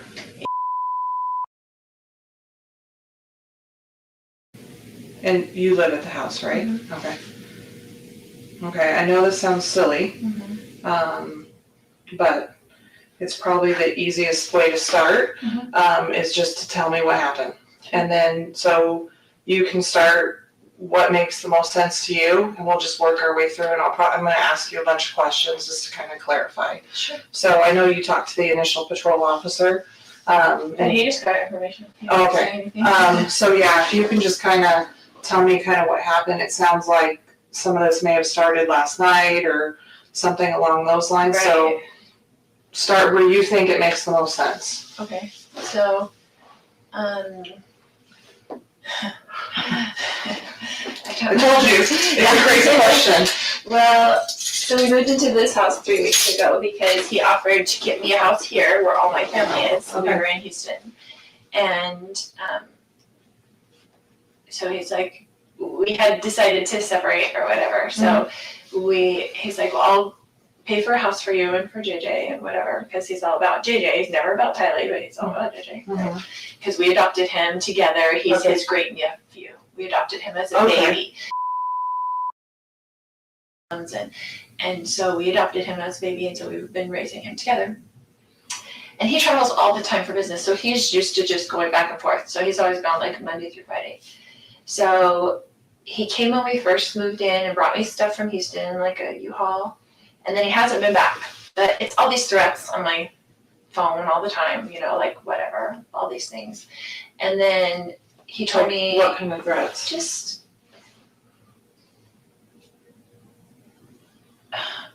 you'd have to read them to see, but he's always mad at me, right? Okay. And he doesn't want a divorce, but I don't like him and don't want to deal with him, so that's just how it is. So we married for 14 years, we dealt with it for 14 years, of him being horrible to her. Like, he gets in huge fights with her, a lot of things. But anyway, so he said, I'm coming Wednesday night, all of a sudden. I want to see JJ. And I told him, I said, I will never keep JJ from you. You come see whatever you want to, come take him to school, whatever. Like, I'm not going to do that. So when you initially moved, he had said he was going to buy you a house. So you moved here with your Yeah, he was going to rent us a house. And so you moved. All my family lives here. So we lived here for a long time. Okay. And then he moved us to Houston. Okay. And we were there with my son. He was out of school. He didn't have any of his services, his DDD, his anything. He ripped him out of school and said, we're moving. Okay. And I didn't go with him at first. And he took him. And I let him take him. And I didn't file anything or whatever. And then he filed something against me and said, I'm only going to get supervised visits because I'm crazy and blah, blah, blah, the story. And so I just didn't talk to him for 30 days and let him take care of him and let him see what I've been doing for the past 7 years, because men need to do that. I have 5 kids. I have grown kids. I have grandkids. Yeah. Okay, you're going to threaten me that you're not going to let me see my child without supervised visitation? Okay, do it for 30 days and see how long it lasts. You're begging me to come pick him up. Yeah. Which he did. It's just come back and whatever. So I moved in with them to Houston for the family, and Tylee went with me. We drove to Houston from here and left all our family and all his support, all my son's support, his cousins, everything. And we were there, and I enrolled him in school there. I tried to start all his services, and it takes forever. Yeah. It takes so long to get that done. There's no easy transferring. There's no easy transfer. You start from the State to beginning. state, it's a totally new thing. Yeah. And he didn't do any of it in those 30 days. So he just should have gone without services, without even applying. And I'm like, do you even realize? Because he didn't ever do it in the first place. I did it. Long story. I'll keep it short. He hasn't been here in a couple weeks since we moved in. Okay. He came He was very nasty when he was there, but he travels for business. So he went back to the Houston house, Okay. and he's like, I'm coming on Wednesday night, and I'm gonna come pick up JJ and take him to school Thursday, pick him up Thursday, take him Friday, whatever. And I said, Casey wanted to come to the house, and I said, you can't come stay at this house because you can't get along with Tylee. She's a minor, she has to live here. Yeah. So Casey gets in huge fights up there, Okay. and she hates him. And so I'm like, you can't stay at the house, so I will book you a hotel, because he stays in hotels all the time because he travels for business, and the business pays for it, right? Uh-huh. So I said, I will book you a hotel nearby. What does he do? He works with teachers and their retirement plans, but he goes to them at their school. Oh, He okay. mostly works in California, Okay. no matter where we live. And we lived in Hawaii, he'd work in California, he'd work in Texas. He has like books of business in different areas. And so he just goes wherever. Okay. It kind of just gives him freedom that he doesn't have to stay home every day and take care of special needs. Yeah. It's like an excuse, right? So I've done that myself for the last 7 years anyway. And I was a single mom before I married him with my 2 kids. Yeah. And he had 2 kids. We got married, tried to make a family. You know, Yeah. how it goes. Anyway. So he said he was coming last night. I said, well, you can't stay at this house because you can't get along with Tylee. I'll get you a hotel and you can come play with JJ. But he goes to school all day. Yeah. I got him back into his school. His services, I met with the DDD yesterday, and they finally are getting his services back, but we're paying $125 a day to have him back in school because he's so out of his routine. He's been a nightmare on the floor, kicking stuff, hitting stuff, walls, like, he just ripped him out of his life. Yeah. So, anyway, just how he is, because he only thinks about himself. So. He says, coming to get JJ, and JJ's like, I don't want Dad, because he knows Dad took him away, so he was freaking out, right? So I didn't tell him he was even coming, like, Dad's gonna come take you to school or anything. So he didn't bother me last night, which I was surprised. I was expecting kind of an ambush for him to kind of like come over or be just mean and say, it's my house, I'm on the lease, I'm gonna stay here, kind of thing. Because that's kind of his macho attitude. And so he came this morning, I was getting JJ ready. So he got in last night, but he wasn't at the house last night. Yeah, I didn't hear from him, except for he texted me and said, I'll be there at 7:30 to pick up JJ. Okay. And I was like, okay, that was good, just didn't hear from him. And then he came over in the morning and he's like banging on the door. I'm like, oh great, here we go, you know. And I was just gonna be nice, I'm just gonna be nice as possible. And I had JJ stuff all ready for school. And so Do you remember about what time he got there? he said he'd be there at 7:30, but it was more like 7:40-ish Okay. or 7:35, I don't know. Okay. But I remember thinking, looking at the clock, and he wasn't there at 7:30, and he's usually Mr. On Punctual. time. Yes. So I was like, okay. And then JJ was like, oh, Dad. And then he was like, Mommy, and like ran to me and was like holding me. He's like, you're not taking me to school. And I was like, it's okay, Dad, can just drive you to school. It's no big deal. You know, just trying to make it whatever. Calm. Yeah, calm. And then he was just being real smirky and real like jerky, you know, to me. And I was like ignoring him, whatever.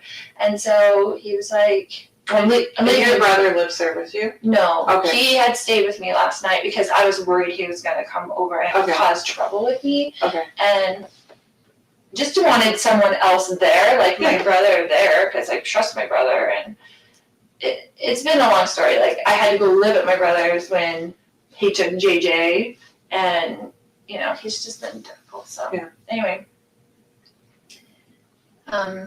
so I got JJ stuff ready. And he was like, well, and he's like this about timing. He's like, I'm leaving in 20 minutes because it's like 15 minutes to the school and like you can't get there early. They don't open the gates until 8:20 or something like that. And I said, well, why don't you just go now? I don't want him in the house. I'm like, why don't you just go now and take him to Burger King because that's what he likes for breakfast. And he's very particular about food. Like he wanted chicken fries for breakfast and a Sprite. Like, and I just get what he wants because if you don't get what he wants, then it's like on the floor screaming, dragging him into school. Like, and he's big and he's heavy. And it's hard for me to handle that. Anyway, so I said, just go. And so he said, okay. So I gave him a backpack. He got in the car. This is his MO, right? He always leaves something in the house and comes back. He never leaves the first time. I always expect my husband to come back into the house, right? So I guess he had left his phone on the counter. So he initially left with the backpack and with JJ? And so he put them in the car, Okay. in the driveway, and then he came back in, right? So I kissed JJ goodbye. He came back in, and his phone was on the counter, and I had his phone. And he was like, giving me my phone, and I was like, why don't you show me your text that you've been texting, blah, blah, blah, you know, whatever. Because he's like acting really weird, like he's plotting something against me. Like, I'm like, why are you even here? Like, what did you come here for? You know, he's been talking to my other brother, and my brother came into town at the same time last night. And I haven't talked to my brother in a while, my other brother, and I was like, and so he was texting him on the phone when he first got to my house, and I'm like, why are you texting Adam? Like, do you even talk to him? Like, my other brother. And, you know, he's been telling me all these texts, like, you're going down, blah, blah, blah, blah, blah. He's blaming me for our marriage breaking up and my niece getting divorced and my friend getting divorced. He said, I'm a destroyer of families. Because I want everybody to get divorced. I'm like, what would my motivation be for people getting divorced? So I could babysit the kids more? Like, why would I have any control over what people do? Yeah.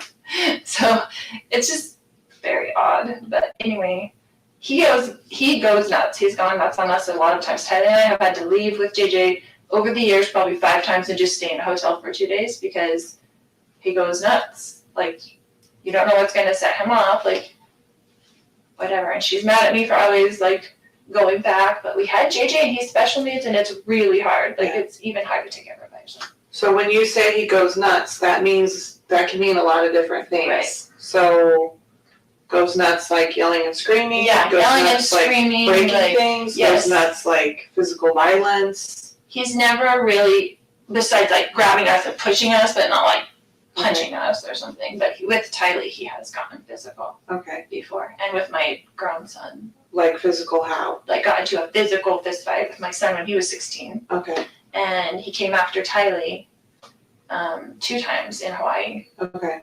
And like went like he was going to hit her, but then I got in between them. Uh-huh. Right. How old was she when that happened? Probably 13 and 14. Okay. So this morning he comes back in and... He comes back in, I haven't given his phone. He was screaming at me to give him his phone. He was very worried about whatever was on his text that he did not want me to see. And so I was just holding it there and he was screaming at me. And I was kind of walking towards around the house with it so he couldn't get it. He's like reaching for it and stuff like that. And so Tylee came out of her room upset and she had a bat. And she told him to leave her mother alone, like, right? So she was really whatever. And he's screaming at her, don't you hit me with that bat, and blah, blah, blah, blah. And then my brother heard all the commotion because he was in there. And so he came out into the main room and I guess whatever. What's your brother's name? Alex. Alex, okay. And then he just started, he was screaming and he was super upset and whatever. And he's yelling at Tylee, don't you hit me with that bat, and blah, blah, blah. And so Tylee, I guess, I don't know if she swung at him or what, but he like grabbed the bat from Tylee and then went to like hit Tylee with the bat. It was, and I was right there, and they were right there, and my brother grabbed him from behind, like just to stop him from hitting Tylee. You go like this, like he grabbed him like... Yeah, from behind, like just kind of to pull him back. And then they got into the thing, and he's hitting him with the bat, and they're on the ground, like grappling around or whatever. And then, I mean, it was all and he quickly. And he hit your brother with the bat while they were grappling and stuff? Yeah, yes, he was hitting him with the bat, like swinging the bat, you know, back and forth, and they were kind of like on the ground, and I was like freaking out trying to go around, knowing JJ was in the car, right? And so then he got up and he had the bat like this towards me, and I was going around the other side to try to just get out of his range where he couldn't hit me. And then I had told Tylee, because she was on the ground, because after he took the bat from her, she fell back. And so I told her, I was like, go get in the car with JJ. Like, I don't want JJ coming in to the house, or, and I wanted her out of the way. I wanted the kids out of the way of whatever this fight was going to be. And then, do you remember what your husband or your brother were saying or yelling during all of this? If they were at all? Just kind of, get off me, ow, or whatever, you know, whatever. They were like, don't talk to my niece that way, whatever. Like, it was, I don't remember specifics, but they were kind of both, they were kind of in the heat of it. I don't think there was many words that I remember. So Tylee goes outside. Yeah, she was outside. And then what happened? Then they got up from that, and my brother had like stepped back, I guess, and then Charles was coming with me at the back, yelling at me to give him his phone Mhm. still, because I had it in my hand. It was all really quickly. Mhm. And then when I went around kind of in the circle, then my brother was there. When you said when you were going around and he was coming at you with the bat, how was he holding the bat? Just like that, like backwards. Almost in one arm. Like he was swinging it backwards? He would have done like He would have swung it backwards at me, not frontward. okay, yeah. He was a professional baseball player. Okay. So it wasn't a good idea for Tylee to get out of the house. Probably not the I mean, he played semi-pro Yeah. when he was young. Yeah. But, yeah, and then I was kind of turned around, and we were all right there in that room, except for the kids had been outside by that time, and I heard the gunshot. Mhm. And So you heard the shot? Did you actually see the shot, or did you just hear it? I had gone around Mm-hmm. to the kitchen to get away from him, and so back around. So I don't know if he went in the house. I didn't, so I'm a little bit of a disadvantage. Yeah, so I didn't see the shot. I heard it, and then I came back around and I saw that he was on the ground. Okay. And I was freaking out. Yeah. And so I was just freaking out, and it just went into Mama. I'm like, I've got to go to get JJ to school. I've got to get to the kids. I just felt like I got to get to the kids. Mm-hmm. And so I just went outside and to see if they were in there okay. I didn't want them coming back in the house when all that was going on. And got JJ in the car, and he was trying to come in. Mm-hmm. And Tylee was like looking at me with like the crazy eyes, like what just happened. And I told her to get in the car and we're going to take JJ to school. Mm-hmm. And I just left. When you came back in and you saw him on the ground, where was your brother? Did you see him where he was at? Yeah, he was right in front of him. Okay. Like it all happened very quickly. That Right. was, I feel like I was there because I was right there, and like Yeah. a second later, like Okay. I just went around the kitchen to get away from him. Did your brother say anything to you at all? Do you remember? No, we were both just in shock. Okay. Like it was just I didn't say anything. I went out with the kids just to check on them first, and I was gonna come back in maybe, but I didn't. I was like, I just have to get him to school Okay. and call the police and come back, whatever. Did anybody say did you or your brother say anything at some point about calling the police or calling 911? Do you remember? Yeah, he called me and Okay. he said, "Are you taking JJ to school?" Uh-huh. And I said, "Yeah, we need to call the police." And he said, "Okay." Okay. So he called you when you didn't come back inside, basically? Right. Okay. Because I was like in the car for a minute, and then I was like, "What do I do?" Mm-hmm. And I didn't want JJ to go inside, and I Okay. didn't know what to do. And Tylee was freaking out. I was trying to get them away from the scene. Understandable. Mm-hmm. And you may not know this, Mhm. so, because I know you heard the shot, do you know at what point your brother had the gun? Do you know if he had it when they got in their first fight, or did he have to go get it, or do you know that at all? I don't know. Okay. I don't know. And do you remember if you ever heard your brother? I didn't see him ever leave the room. Okay. So it was so fast. All that was so fast. Like Yeah. him on the ground rolling around and I'm screaming and This probably happened in a couple seconds. yeah, I mean it was like super fast. And I don't know if you know this or not, does your brother normally carry a gun? Like, I carry a gun everywhere I go. Right. Like I know he's a gun person. Like he Okay. has guns and things. Okay. He's good with guns. And Did you know that he had one with him when no, he came over? no, but Okay. I wouldn't be surprised if he did. 'Cause Okay. he's very, very professional with guns. Proficient, professional. Responsible is usually a good Right, word. responsible with guns. And then, do you remember if any time, so you were trying to get away from him Right. and you heard the shot. Prior to the shot, do you remember at any point hearing your husband or your brother saying anything to either of them? No. So my second very ridiculous question is there anything else that I didn't ask about or anything that we didn't cover that you think is important?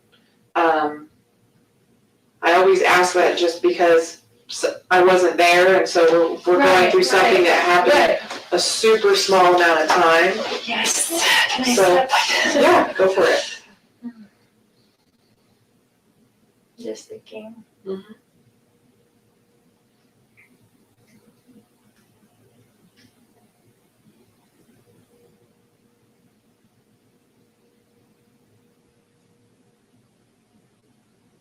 Just that.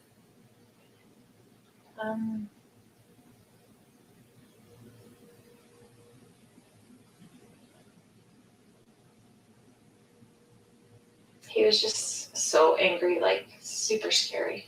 Did You you know how think, you take your phone away from like a 16-year-old and they freak out? Uh-huh. Like their world disintegrates. Like I've taken my phone away from a 16-year-old boy before, and he's like wanted to kill himself because like they kidnapped him. That's how it was. It was like it's something on his phone that he does not want me to see. That he was like freaking out, like to the point where I thought he would hit me in the back of the head to get the phone. okay. So you thought, and I don't want to put words in your mouth, but you thought it was possible that he was going to hurt you. Absolutely, he was gonna hurt me and Tylee. Okay. Not JJ. He would never hurt JJ. Okay. And he hurt my brother. Like Yeah. he was going like ballistic about. It was bad. Okay. I'm gonna go talk to her real quick. Okay. And then if obviously, we'll be here for a little bit, hopefully not too much longer. But if you think of anything or there's anything that kind of pops in your head or something else that we didn't cover, obviously. So I'm gonna go talk to her for just a little bit, and then I'll kind of come back and check with you. And then we'll kind of go from there. So I know my partner's talking to your brother over in one of the other interview rooms. So we're going to just try to get, as much done as we can and go from there. Okay? And then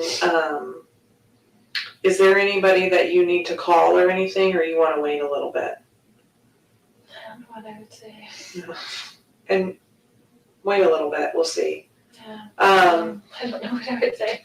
And if you want to, you can think about it. So we do have victim services that work within the police department. They're right over here. They're not cops, they're civilians.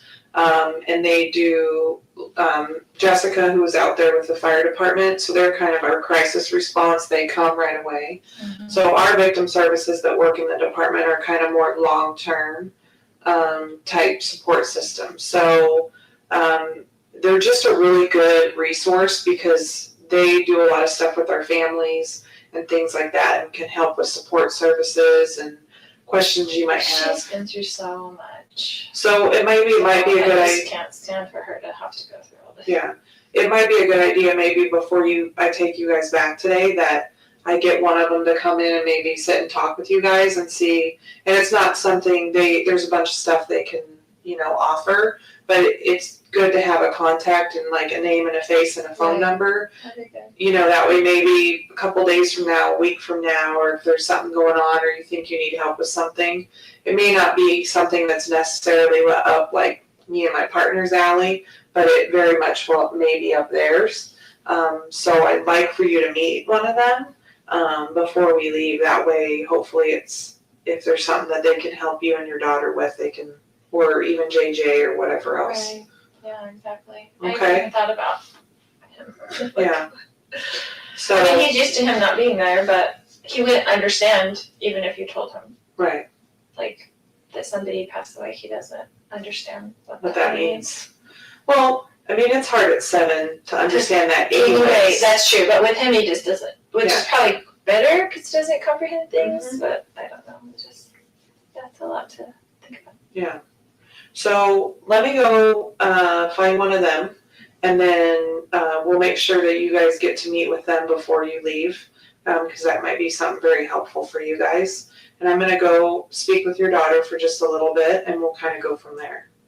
Okay? And if you need anything, let me know, okay? Okay.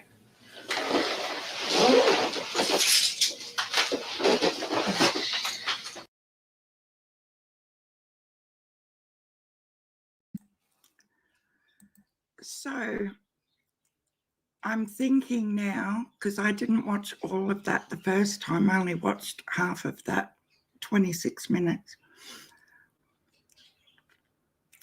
I thought the detective dropped the ball because, well, they did drop the ball because it never went any further and Alex wasn't actually charged with anything. Mary's confused. It is the most convoluted case in history, Mary. So I can fully understand why you are confused.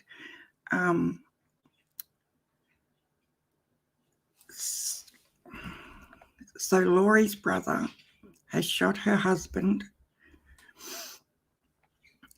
But why I thought, see how she never said, Laurie, the mum, in that interview then, she never brought up the fact that Tylee went back inside to get the wallet.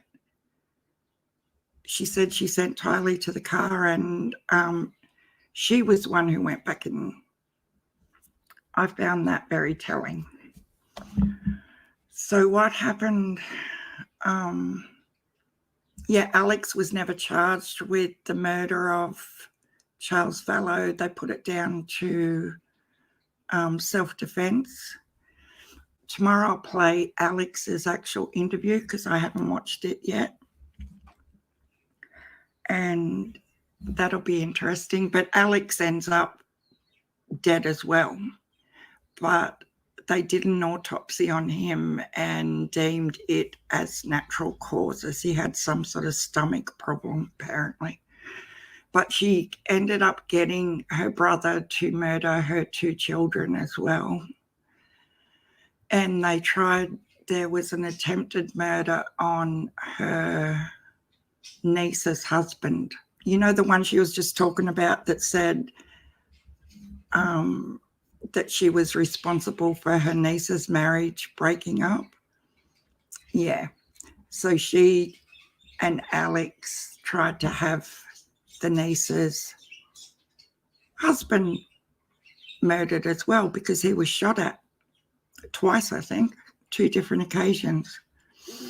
And then the new boyfriend, while all this is going on, a couple of months later, he kills his wife so these 2 can run away.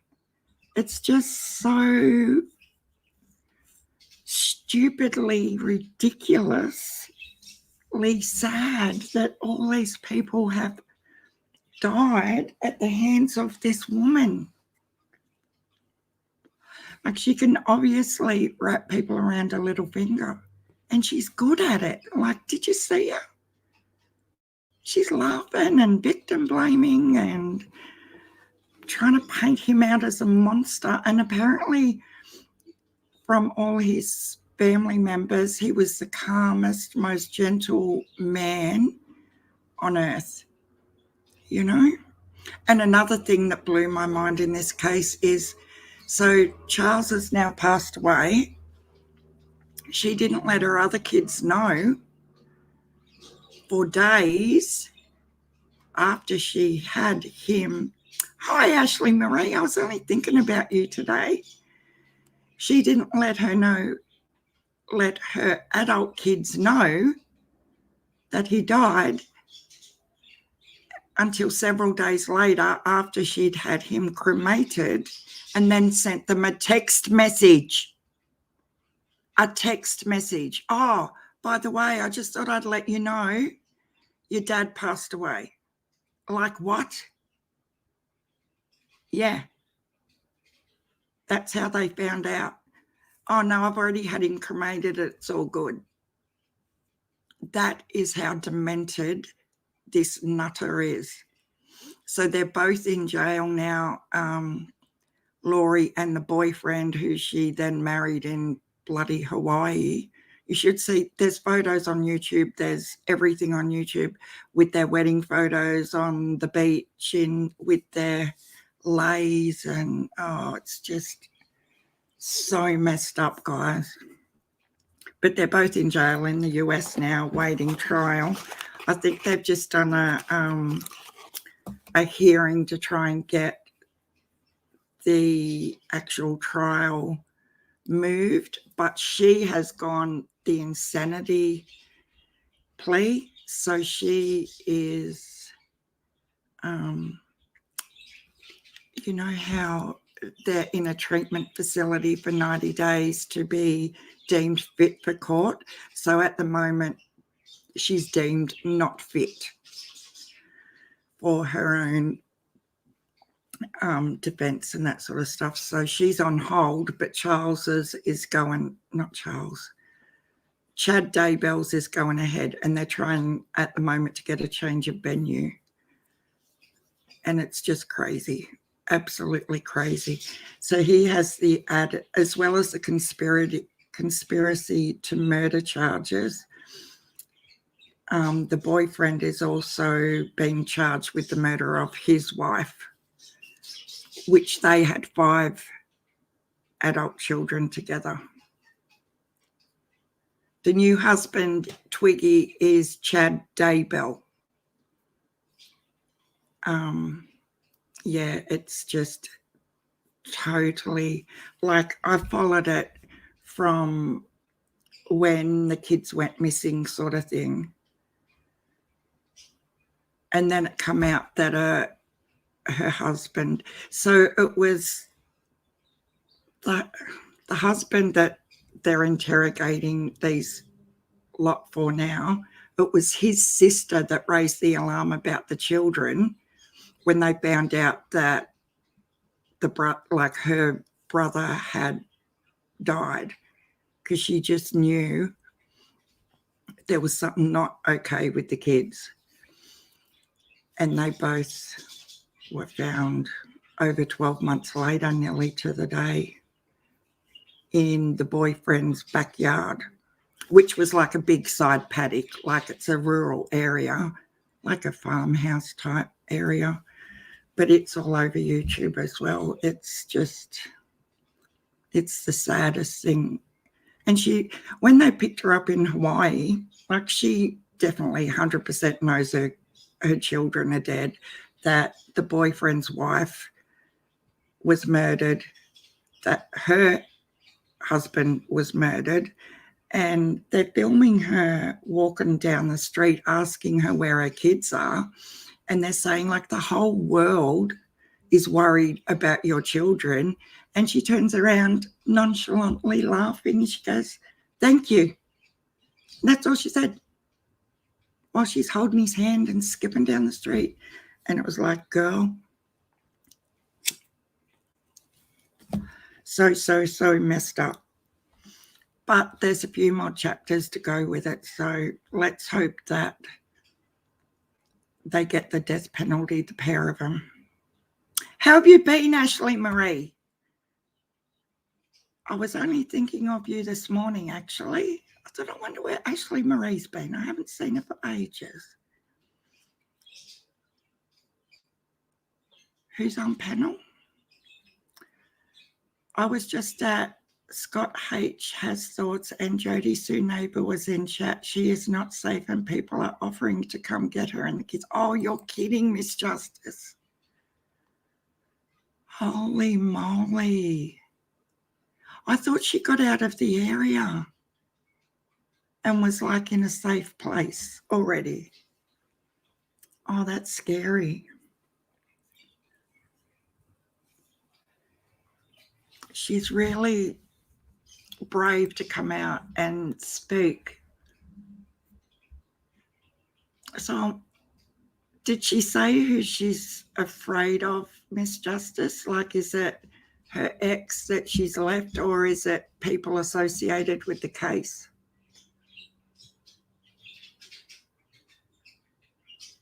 And Q Carlock and John Q are on panel. She also put up a Facebook post calling out Sheriff Wilson. Oh my God. She has to be very, very careful, guys. She didn't say, But if she put that on Facebook, that's very telling, isn't it?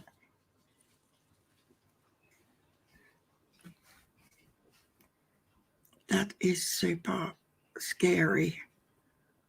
And that's what I was saying the other day. Like, I worry about everybody that's close, that's covering Summer's case, that is close by. Because it's getting to that point where it is getting very deep and corrupt and scary. And I'm not trying to overplay this or anything like that. It's just going to another level. Yeah, I will go there, Miss Justice, and have a look. God love her. I know she'll get great support from Penny and like from True Crime Commentary and Scott H.S. Thoughts. She's with the best people that can help her out. John Q Carlock. They're all amazing. I'll definitely check that out. Yeah, so I don't even know if this detective comes back and talks to her longer or not. Looks like she just sits there for the rest of the time. That's the trouble with some of these interviews. You've got to really check them out beforehand because they can go and go and go and go. And the person's just sitting in an interrogation room. That's why I like to proof them before I play them. But we'll do the Alex one later because that'll be very interesting. And did you notice she talked about this scuffle on the floor with the bat, and Tylee never mentioned anything about a scuffle or anybody hitting each other with the bat or anything, you know? So I don't understand why they didn't look into it further from day dot, from that minute. And yes, there was a pool party. I don't think it was that actual night. It was the next day. Laurie had a pool party with all her besties over and a brother, and they drank it up and had a great time. But there is even, I might play that tomorrow as well, there is footage of her brother sitting in the gutter after the shooting, and the police officers, I think he's handcuffed sitting in the gutter. And Laurie and Tylee pull up in the car across the road, and an officer goes over there and talks to her, and she's full on flirting with him to the point he starts flirting back with her. And she's laughing and joking, oh, sorry, neighbours, you know, like it's all a big joke. And I nearly vomited. I just could not believe her demeanour, knowing that her dead husband is lying in that house. No, Mary, so her and the boyfriend are in the LDS church, and he wrote all these ridiculous religious books, and they study the Bible like 10 hours a day and all that sort of crap. And every time they reckon someone was possessed by Satan, they become demons, so they're not who they really are anymore. And if you look up the Mel Gibb interview, she explains it a lot better than I can. But in Laurie and Chad's mind and their preachings, when someone disagrees with them in any way, shape or form, they've turned into zombies. So they have to be exterminated virtually, and that's what they did. And yeah, what? It's just too crazy but yeah, they have made a movie. someone did answer your question further up the chat about the Laurie Daybell. Something like that. But yeah, I have no doubt Netflix will bring out a mini series on it because it's that insane. And she slipped in the shit big time, may I say, because Charles was smart enough to change his will. So she thought she was getting like $500,000 the day he died, only to find out he had changed his will and everything went to his sister and she got zilch, nothing, zip. And she was furious. It's, yeah. So is this a religion or just those two? Just those two with their own spin on the LDS side of things. Yeah, because she would even tell her friend Mel that JJ's turned into a zombie now. Tylee's now a zombie. And then they just disappear. So, and no conscience whatsoever. Very, very, very sad. You know, if she wanted to run away with the boyfriend, why not give the kids to Charles and say, see ya, you know? But Charles, she wanted the will money, she wanted the payout. And when the boyfriend murdered his wife, he got a huge payout, like $450,000 when she passed away. But the biggest spin on everything is, guess what the boyfriend did for his occupation for like 25 years or something? He was a grave digger. He worked in the cemeteries. Isn't that ironic? 5 people lose their life. Exactly, Judy. And he dug graves for a living. Like, you just can't make it up. It is, it just blows your mind. Yeah, so he got the big payout after Tammy was murdered. But now it's only come out like in the last 4 or 5 months after the autopsy results were released. Not the cause of death, but the manner of death was homicide. And that's when the adult children found out that he really did murder their mum. And I can't even imagine what went through their minds. Like, he's been locked up for nearly 12 months as well now. The day they found the kids' bodies, he was taken into custody because obviously they've got evidence that he helped Alex dispose of the bodies in his yard and everything else. Alex's phone pinned on his property on 2 different occasions at, you know, whatever time for 2 hours at a time and that sort of thing. And Chad was there as well. And like, they even pinpointed the phone pings.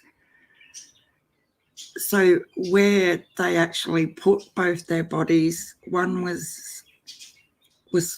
in a fire pit and the other one was over to the side, was about 200 yards from the actual residence.